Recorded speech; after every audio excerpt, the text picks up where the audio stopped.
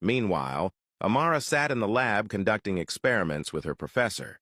The professor glanced at the time, concern etched across his face, and told her to go have lunch. He reminded her not to bury herself in books all the time, and stressed that as a medical student she knew best that eating was important. Amara, still focused on her work, told him that she would eat. She explained that she couldn't afford to slack in her studies, and that she had made a promise to her mother and herself that she would become a doctor. She didn't want to take her academics lightly. The professor stood there, watching her stubbornness.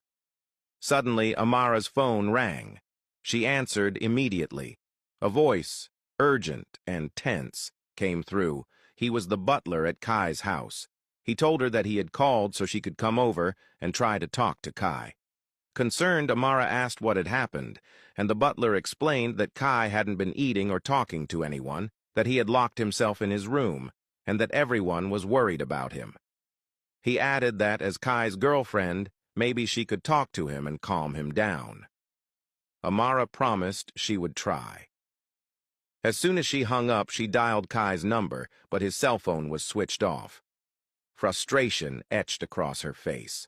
The professor moved closer and told her that if her friend needed help, she should go. He would finish whatever she had been working on.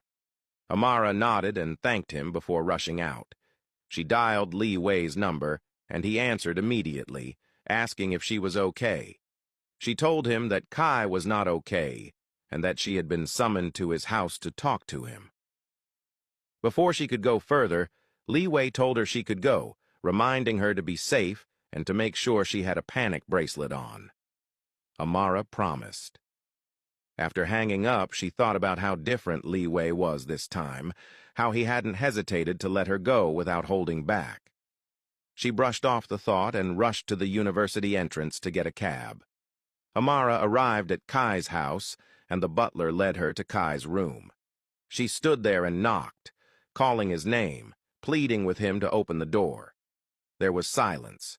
She knocked again, begging him to please open it. Before she could knock a third time, she heard the lock click from inside. She slowly opened the door and stepped in. Kai sat there looking at her, asking why she was there.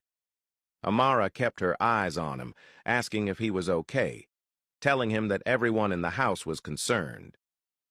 Kai laughed softly and said they weren't really concerned, that this was exactly what they wanted. Amara's concern deepened. She sat beside him, looking at him carefully, and asked what was going on.